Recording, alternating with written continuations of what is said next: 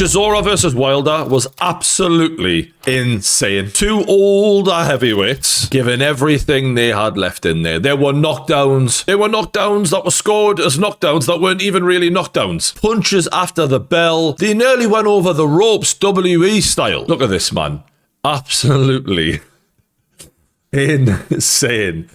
I mean, like, look at this. And the coach is in there. I mean, that's not allowed for a start. It was chaos. And that wasn't the only time that Chisora's corner broke the rules. But it was Deontay Wilder who got the point deduction. And still to this day, I don't know why. Wilder even said, "I love you," as he was throwing punches at Derek Chisora. Like, this was so weird. It was mental. And even after the fight, we got this moment between Wilder and AJ, which I'm going to talk about in this video, that could set up the mega fight that we never got. But before I get into that, please show some love for our sponsors, because without them, I wouldn't even be able to make these videos. Let me tell you about the most important app of this generation, because if you haven't got it yet, you absolutely need it. This is non-negotiable, lads, because for generations, men like me and you, we were able to view the female form online without persecution, without being made to feel like some sort of degenerate, being forced to scan our faces and enter our details as if we're doing something wrong. But in the UK, that is the new reality. That's the new normal. Well, not under my roof, it's not. And that is thanks to Surfshark. You see, I put my faith in Surfshark because it's a life-changing experience, this. And the best bit about it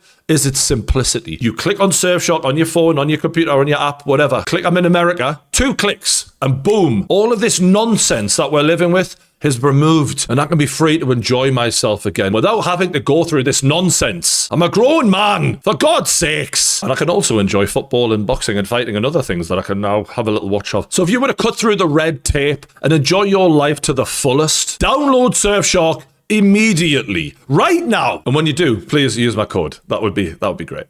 Thanks. Just click the link in the description below, go to surfshark.com/paingame, and you'll get 4 months extra of Surfshark added onto your deal for free. I've given you a lot of content over the years, lads, but just consider this. This is brotherhood stuff. Do you know what I mean? We got to look after each other in these times. And it's less than the price of a coffee a month, lads. So get it done. It's an easy win and you'll enjoy it. Big love to the greatness of Surfshark. But for now, enjoy the video. Coming into this fight, I thought that if this was them in their prime, Wilder would have won very, very quickly, in my opinion. Just Chisora's come forward style. He would have walked onto something. And the young Wilder, you can't take many shots from him. We know that. But what does Wilder have left? That was the real question here, because Chisora's maintained his level quite well, but his level at his best was never Wilder's level. So this was going to tell us a lot about, is it even worth making another Wilder fight after this? As they started, for me, I was amazed at Wilder's feet. He really just looked uncoordinated. And look, he hasn't looked coordinated for a long time, but fuck me, he looked like he was struggling to pull the trigger. Chisora looked uncoordinated himself. He looked rusty after a long time out of the ring even. I think it affected him. And this was mental. This was insane. And what the fuck is the referee... Sorry, the corner of Chisora doing, jumping in there. That was mad. Now, one thing is, Chisora did try and go for it, but he was getting clipped. And the better, cleaner shots, for the most part in this fight, were landed by Wilder. And we've seen... When Chisora was getting clipped there, they might not be the most perfectly thrown shots. They never are with the Deontay Wilder, but they were getting a reaction big time. And if Chisora's reacting to them, then they're real, because Chisora's got a fucking chin on him.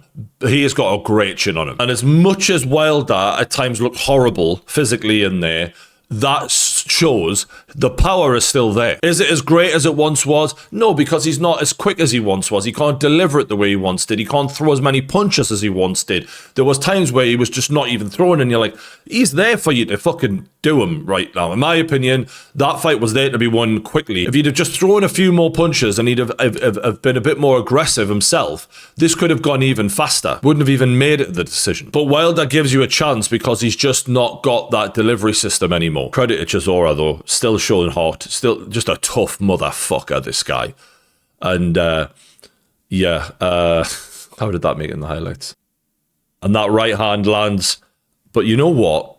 Wilder actually took it well on the chin. Like, he's a big, strong bloke, Chisora, and he smiled a few times when he was taking some big shots, Wilder, and I thought maybe we were harsh in how we looked at the Zhang, defeat. Like, Zhang is one of the best punchers in the heavyweight division, and he's big and strong enough to take a shot from Wilder and still give one. And I mentioned this to Joy in the fight preview we did. Wilder hit Zhang, and Zhang said it fucking hurt. So that was the one thing that I thought maybe there is something, and we definitely seen that here. The reaction from Chisora to getting hit was far greater than Wilder's reaction to getting hit, and Wilder actually took the shots quite well here. And this is Wilder giving him some, but again, messy, sloppy, bad technique, but it's what you expect with Wilder. And it was awkward at times. It was awkward at times. You don't want to see that. That's a sign of their age. That's a sign of the years that they've been in the ring. They're not as coordinated as they once were. And you know what surprised me? Chisora coming in at 266. I thought, oh, he'll be fit enough. He'll be fit. He was gassed early. He was fucked. If there's ever a sign of it's time to retire, it's when you don't look fit in there and you look a bit uncoordinated. Because Chisora, for a long time, his fitness has been unbelievable. For the size of him, it's unbelievable. I don't know if something went wrong in training. I don't know what happened, but he wasn't the level that he's been at for a long time. Ooh, lovely shot from Chisora, but Wilder smiles and takes it, and then he reacts, and this is old Wilder right now. Those were hard shots, man. And I tell you, I seen a tweet after the fight about the sequence, and someone went, AJ couldn't take those shots. And like, I don't know if that's true, but Chisora did very, very well here to stay standing, because fuck me. And they still give him one back, but he was fucked for ages after this, and this was such a weird moment. Chisora goes through the ropes and his corner literally like push him up and help him up. That's not allowed. I felt for Chisora here. He's like an old pit bull who's just had one too many. And this was mental. Wilder saying, I love you, before smashing him one again through the ropes. I think he got a count here. It's hard to know because the referee was so bad. The referee was so fucking bad. This was the worst refereeing performance I've ever seen. Maybe there's some that rival it. It was as bad as anything. It was not a professional level performance from a referee. It was a guy making it up as he went along. This is classic Chisora, just winging it and somehow still finding the chin. And he got him on the back foot here. And I loved that he had these moments, Chisora. It wasn't one-way traffic. He was a threat in there at times. But again, the reaction to Wilder's shots was severe. He really felt it in there. And again, through the ropes. I think the ring wasn't very well set up here. There needs to be a fucking bit of a chat had about this ring, because the amount of times he went through the ropes was fucking mental. That was a slip, and they ruled it a knockdown. The punch never fucking connected. The punch in thin air, and Wilder's unorthodox feet, the way he moves, causes him to slip here. I think actually Chisora stood on his foot. The referee was so shit. He scored that a knockdown. I seen that in real time, and he's in the fucking ring. How the hell are you making this mistake, mate? And everyone jumps up and celebrates. And it's like, and Wilder's like, what the fuck is going on here? Chisora's going for it, bless him. He's a dog. He is an absolute beast. And they call it a split decision win, by the way, for Wilder. I'm like, what the fuck am I watching here? That wasn't close. Chisora had some moments. Showed a lot of heart. The cleaner work was by a mile for Wilder. Now, this clip wasn't in the highlights. I've just managed to find it on X here. But this was another mental thing. So Chisora's complaining about something. You're in the middle of a fucking fight. The referee's got to let it carry on. And Wilder had him really hurt from a punch. And this is insane that the referee checks in and stops him from potentially getting finished and then lets him carry on. It's so fucking unprofessional. This bozo, how on earth he's employed? He should be fired immediately after this. You have no business in this fucking industry, you fucking chump. Not that I want to see Chisora fucking chin, but the guy made countless mistakes that night. What are you doing? And look, there was a lot of talk about, a lot of insults thrown around to these guys about how shit they were, how sloppy they were, yada, yada, yada. Do you know what? I fucking enjoyed the fight. It doesn't have to be Shakur Stevenson all the time. Sometimes I love a fucking war where two big, massive heavyweights are throwing absolute leather at each other and trying to take each other's fucking head off and showing more desire and willing to take more risks to get the job done. Because if there's one thing I fucking hate when I'm watching a fight, is someone who's unwilling to take any risks, and they know, like, I've got this. Do you know what I mean? Like, I've made my points before about Devin Haney and that. Like, I don't want to bash him right now, but the point is it's like music, isn't it? Like, you like different kinds of music for different reasons, and there's a place in boxing for a fight like this, whether you like it or not, in my opinion. And at 50 fights, they've got every reason to not look as fucking good as they once did. Oh, they're shot. Yeah, maybe they are. What do you expect? It's their 50th fucking fight. They've given us a career of all-out action, these two. And it's like, the old wrestlers from, are they going to look as good as they once did? No, that's impossible. Aging is a thing.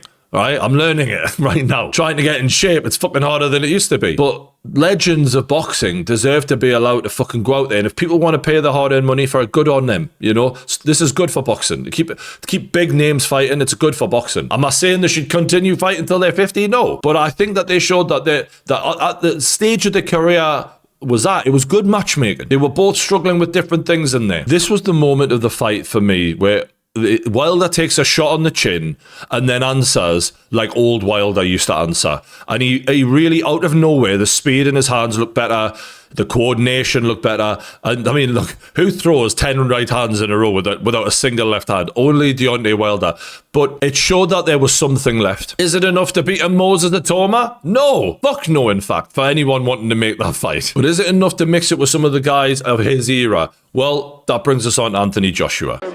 Let's do it. Let's do it. We're ready for that. Now, there's been a lot made of that, like, why didn't AJ say something back or whatever? I think AJ is quite a calm, chill guy. There was no need for him to be in the face of a fighter who's just gone 12 rounds with Chisora. I don't think AJ looked in the slightest bit intimidated there whatsoever. Who knows if they're going to make this fight, but the reality is, it's a fucking great option to have on the table, because we already know that if Tyson Fury looks a bit shaky in his next fight, which could easily happen, I mean, we've seen the inactivity and what it does to fighters as they get older here. Chisora looked a lot better in his last couple of fights, took a year off roughly, and you could see he didn't look anywhere near as in control of his body. Like, everything looked rusty. He didn't look fit. This can happen overnight as you get older. Fury, even in his prime, when AJ was ready to fight him, would fuck him around, would set him deadlines, would just mess him around. Fury's proven he has no shame in finding any way out he possibly can of fighting Anthony Joshua,